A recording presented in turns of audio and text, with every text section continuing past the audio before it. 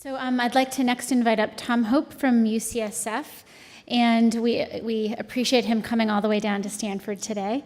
And Tom is going to talk about this next part of the treatment aspect of nuclear medicine. So thanks. Perfect.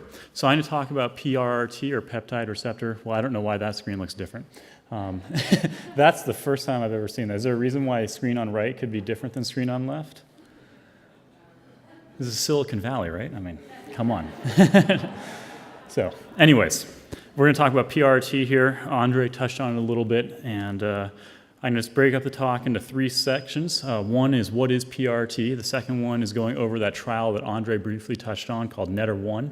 And then we're going to talk about what are the next steps, or what else can we do with PRRT, because as we know in the US we're just starting with this, and this isn't the end of the travel. This is the very beginning of a path on PRRT. So what are we going to be doing? Now we're good. Okay, so we'll start with what is PRRT. So Andre showed this Octreotide analog slide. So this is the chemical that we're talking about here, and I think it's always good to reiterate what we're doing here over and over again. So it's actually good that Andre went through this. I'm going to go through it again because I think everyone needs to be on the same page as to what this means and what we're doing, because I find that sometimes it doesn't stick every time we say it. So on one side of the molecule is the DOTA portion of the molecule. This is the chelator. This is what binds to the gallium. It binds to the lutetium.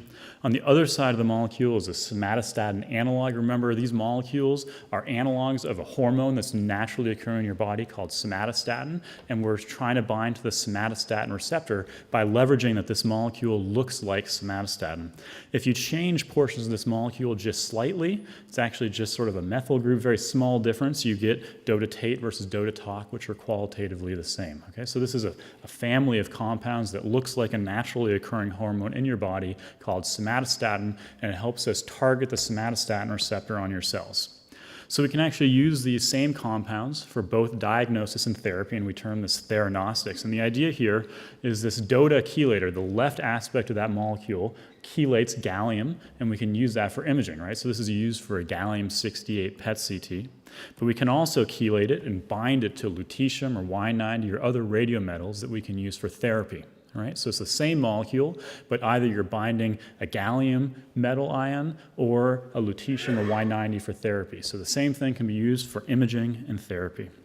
So I'm going to go through a little idea of what PRRT is, because I think the term, you know the acronym, but what does this exactly mean? So peptide is the first letter in PRRT. So peptide is the molecule I just showed you. Okay? So that's the somatostatin analog is the peptide.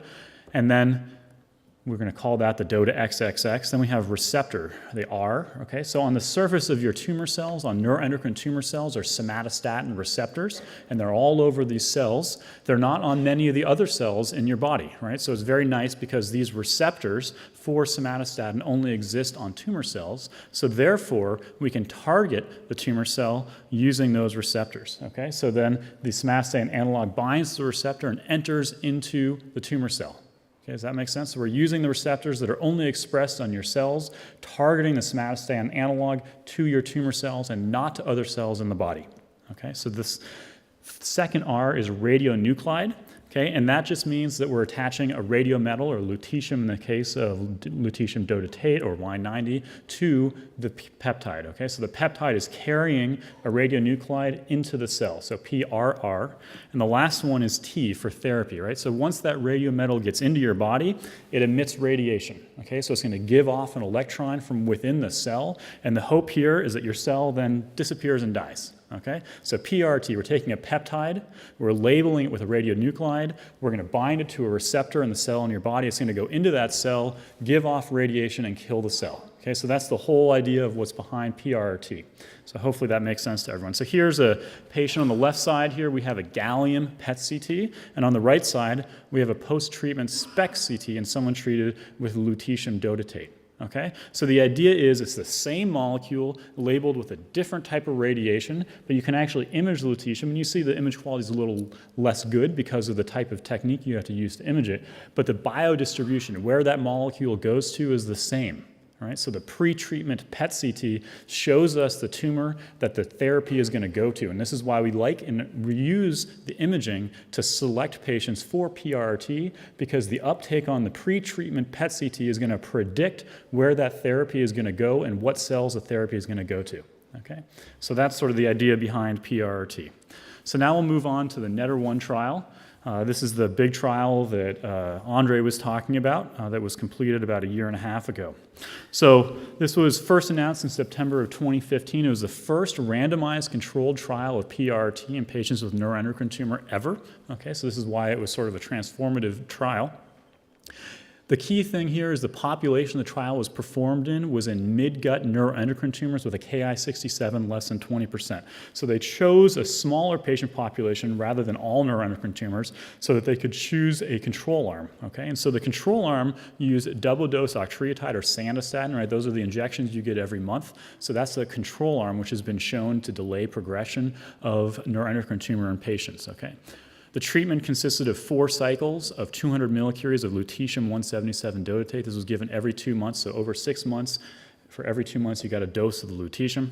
And then the endpoint was progression-free, radiographic progression-free survival.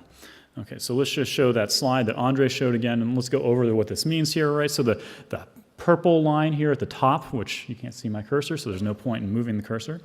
The purple line on the top is the progression-free survival of patients who received lutetium-177 dotatate. Okay, so as that line goes down over time, that means patients develop progression. The faster the line goes down, the faster a patient develops progression on imaging. Okay, so the line's perfectly flat at the top. That means no one ever progressed. If the line goes straight down, that means everyone progresses. Does that make sense?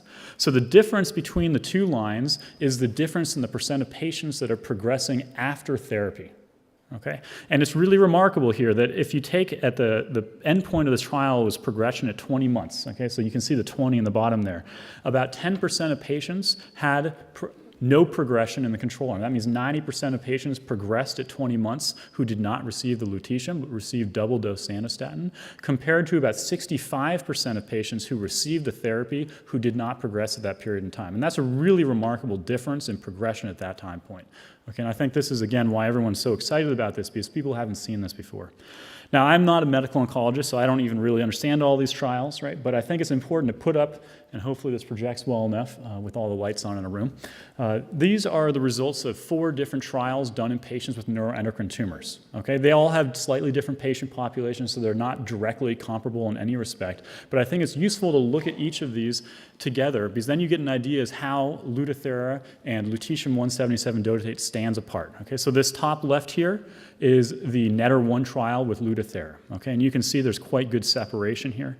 The bottom left is Octreotide, right? So this is long-acting Sandostatin in patients with neuroendocrine tumor, and it does separate out well nicely, but if you look at 20 months, for example, you're already under 50% who have progression, and the gain in progression-free survival is only 14 months versus 30 months in the NETR-1 trial. This is everolimus or Afinitor. Again, you can see 11 months in gain in progression-free survival. And sunitinib, this trial was obviously done in pancreatic neuroendocrine tumors. You have 11 months. Now, again, you can't directly compare these numbers, but if you look at how much the lines separate apart, it does make you appreciate how well the efficacy is of these treatments. Okay, and maybe later someone else who actually knows oncology better than me can help try to put these together, because it's really difficult for at least me to understand how you compare these in different patient populations, but it does stand apart to me in terms of the efficacy in these patients. Okay, so Lutathera, the PDUFA date, as we know, this is the date when the FDA was supposed to tell us if this was going to be approved. Unfortunately, it was last December and wasn't approved because the FDA asked for more information. Hopefully by maybe September, end of this year, we'll have an FDA approval. We're hoping that it gets a GEP-NET, so all gastroenteropancreatic neuroendocrine tumors will be the approval, but the trial was obviously performed only in midgut neuroendocrine tumors, and right now there's a handful of institutions who have an expanded access protocol open only in a narrow number of patients. So actually the availability of this treatment right now is a big limiting bottleneck for us, because we don't have enough slots, in essence, to treat all the patients who would benefit from this therapy right now. So this is a picture from UCSF of our setup. So in this, in the white bucket there with the 2 needles in it in the middle is actually the dose. That's the radiation, the Lutathera dose that's going to be sucked out through the pump. The finger's pointing to our infusion pump. It's going to suck out the Lutathera and administer it to the patient. Okay, so here's another picture of that setup. The screen there is to protect people from radiation coming out of the dose. It's not a terrible amount of radiation, but it's always good to be safe, obviously. Adverse events is one of the most important things to talk about here with any therapy. So there is, as you can see, a difference in adverse events between the control arm, the Octreotide on the right column there, versus the DOTA-TOC or lutetium-177 DOTA-TOC arm. And you can see what's interesting is any adverse event, 86% of patients had an adverse event on the treatment arm versus 31% of patients on the control arm. That's a big difference, right? And what that's from is this amino acid solution that we give to patients causes really significant nausea and vomiting associated with the treatment. And it's that transient adverse, complication during the treatment that causes these adverse events, the much higher rate of adverse events in the NETR-1 trial, okay? So that will hopefully change when we change the amino acid solutions we use. But for right now, we give a lot of antiemetics. We cause a lot of lethargy in our patients. We nearly put them to sleep during the treatment to prevent the nausea and vomiting. Even the next day, sometimes there's leftover medications in the body, so people get very, very tired and sleepy associated with this treatment, trying to prevent this nausea and vomiting.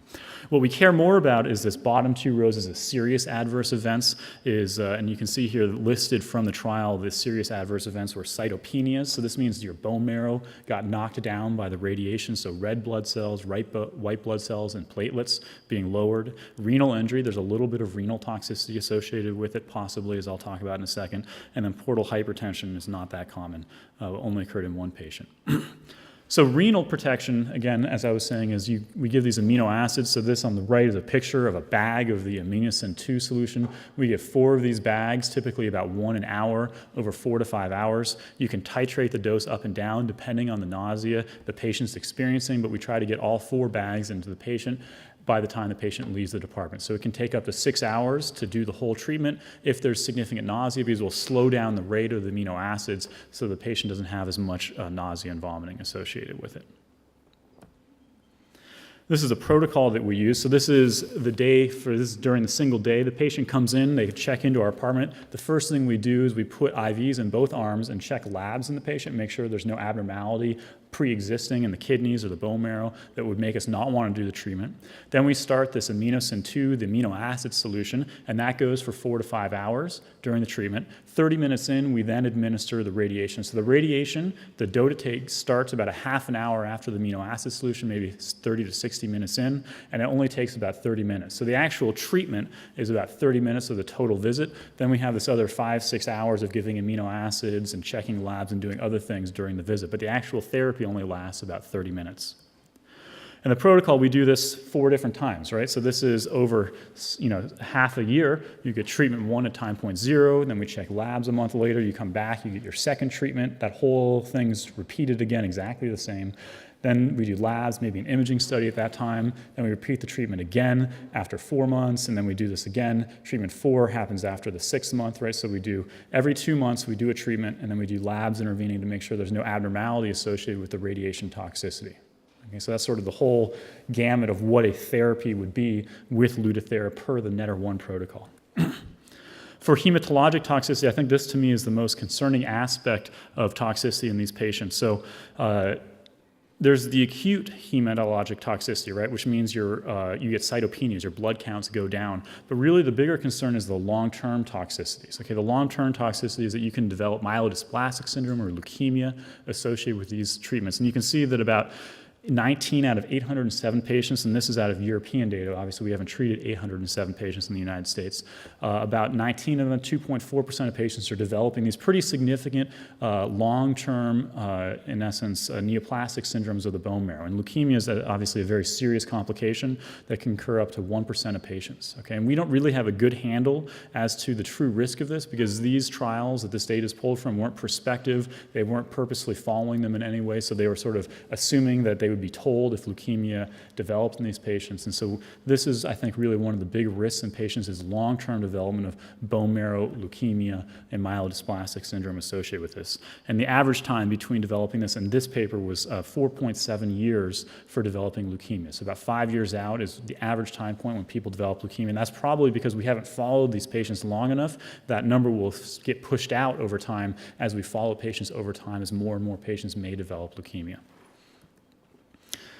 Radiation safety, this is a big question because we are administering quite a large dose of radiation to patients. There's about 6% gamma emission. That's radiation that's given off from your body that people around you can experience.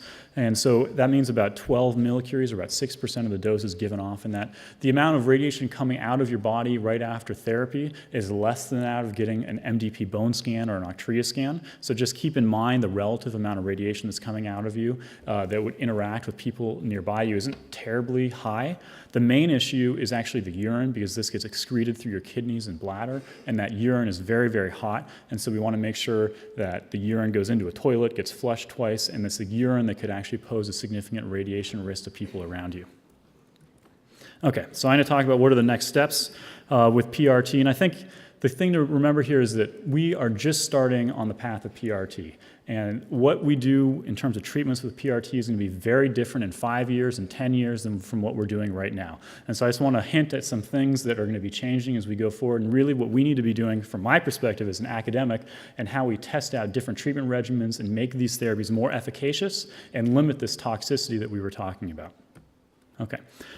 First of all, NETR1 was obviously done in midgut tumors only. And the first question is, what's the difference between midgut and other types of tumors? And this is a trial that was, not a trial, retrospective data that was published out of Rotterdam. And they had a case series of people who had midgut or carcinoid, that top line, non-functional pancreatic tumors. And you can see actually the pancreatic tumors had a better response to PRRT than the midgut tumors. So it's nothing special about midgut tumors that makes them better for PRRT. It's just what they chose for specific reasons to design the trial as. So PRRT should be applicable, obviously, beyond midgut tumors. Whether or not the FDA gives us that approval, that doesn't mean we won't use it. Okay, so even if they don't include pancreatic tumors in their approval, we'll still extend and use it off-label in those patients. But just to remember that it's not just midgut tumors that will respond to this, that pancreatic neuroendocrine tumors and really anything that expresses somatostatin receptors on Gallium PET scans should be applicable to be treated with PRRT. Now here's a list of a variation on a theme, okay? Now I'm not going to go through each one of these, but there's different peptides you can use, right? So there's DOTA-TATE and DOTA-TOC, and I'll show a slide of JR11, which is a somatostatin antagonist. There's actually other targets other than somatostatin receptors you can use, which I won't talk about today. So you can vary that to try to change your efficacy. You can do things in combination with PRRT, right? So PRRT right now is a single monotherapy. We give PRRT by itself, but you could actually combine it with different types of chemotherapy, such as CAPTEM or 5-FU, to try to potentiate the effect of the radiation. You could try to combine it with immunotherapy to, again, affect or improve the treatment response associated with the dose. Okay, the other things you can do is change the route of administration. Instead of giving it intravenous, which is how we do it, you can actually give it via arteries that directly feed the tumor to try to get more of the activity in the tumor, and I'll show a couple slides of that in a second. Or you can change the isotope. Okay, so the type of radiation given off can be changed by using different types of radiometals. Right now we're obviously using lutetium because that's what the NETR1 trial was in, but you can also use Y90 or actually alpha emitters such as actinium and bismuth, which have different types of toxicity profiles and therapeutic efficacy. So here's a slide comparing Y90 to lutetium. So Y90 has a much stronger beta particle. The radiation that comes out travels faster. Okay, so that has a couple of effects. Okay, so it goes further distance in the body, which might cause more toxicity in the bone marrow and the kidneys, but also because it has more energy, it's more likely to kill cells that it originates in. So it's going to have a higher kill effect, but it's also going to have higher toxicity associated with it. Okay, so the idea here in Europe, what they do is patients with bulkier tumors, they give them a little more Y90. Patients with smaller tumors, they give more lutetium, right? So with the bigger, bulkier tumors, that beta particle, the higher energy beta particle is going to be more likely to kill a bulky tumor than in lutetium. So it's a trade-off between efficacy and toxicity when you're comparing Y90 and lutetium. In the US, obviously, right now, lutetium will be the only thing available. Actually, no one's going to do a trial that I know of to try to get approval of Y90, although there are going to be clinical trials using Y90, but not really designed for FDA approval. Just to compare to I-131, which I think is helpful for some people, the energy of the beta particle coming out of I-131 is more similar to lutetium. Okay, so it has a toxicity and radiation associated with lutetium. The one big question is this toxicity. So this is a paper Lisa Baudet, who's now at Memorial Sloan Kettering, published looking back over all of their data from the Italian groups of the toxicity rates in the kidney associated with Y90 to lutetium. And if you look at Y90, about here 2.8% of patients developed grade 3 or grade 4 renal toxicity associated with Y90-based therapies, whereas 0% of patients with lutetium-based therapies had renal toxicity. So there seems to be a trend that hints that Y90 would cause more renal toxicity. Okay, so this is why when we're using Y90, you want to use it clearly when there's a reason for it. You have big, bulky tumors, or as I'll talk about, maybe you can change the route of administration. Alpha particles, I won't go into much about alpha particles because I don't think there's going to be a trial in the US particularly soon with an alpha particle, but these particles, they give off very high energy particles that go very short distance, okay? So the idea is it has a high kill rate, but should have limited toxicity because it won't hit bystanding tissues surrounding the tumor. That's the hope, okay? But alpha particles also have toxicity for other reasons, but alpha particles will be coming down the road probably in the further future, not right now. So this is a cool paper back in 2010. They compared administering PRRT intravenously in the arm, like we do in the NETRF trial, versus administering it in the hepatic artery, right? So if you have liver predominant disease, as Andre showed in one slide, you might want to give all of your PRRT directly to the liver in the hepatic artery, okay? And you can see this is a patient, SUV max, the amount of uptake in the liver mets with IV administration was 38.5 in this patient. But if you did the same thing but administered the same dose via hepatic artery, the average uptake in the liver mets went to 123. Okay, so what that's doing is tripling the dose that goes to the liver disease compared to the rest of the body, right? So for the same administration, the same administered dose with the same amount of toxicity, we're getting 3 times the radiation dose to the tumor in the liver. Right, so this really makes you think, oh, okay, maybe there's a way that we can leverage this to limit toxicity. And in the same paper, they actually compared pituitary and renal uptake between patients getting systemic administration and intra-arterial administration, and the pituitary uptake and the renal uptake both went down when you gave the dose via the hepatic artery, right, indicating that we're removing a lot of the dose before it got systemically limiting toxicity. So I think this might be a really nice avenue for patients who have liver predominant disease. As you give the dose intra-arterially, you get more to the liver and less systemically, increasing efficacy, decreasing toxicity. Then here's my last slide is for somatostatin antagonists, right? So here's a patient who has liver predominant disease, and you can see DOTA-TOC and JR11 look fairly similar, but the uptake on the JR11 was about 25 to 50% higher on average across all of these lesions, right? And that would indicate that if we could use JR11 or something like that, that might have increased efficacy towards treating those lesions because we're getting more of the radiation to go to the lesions of interest. So that's all I have to say, but thank you very much. And we'll have questions later, I'm sure.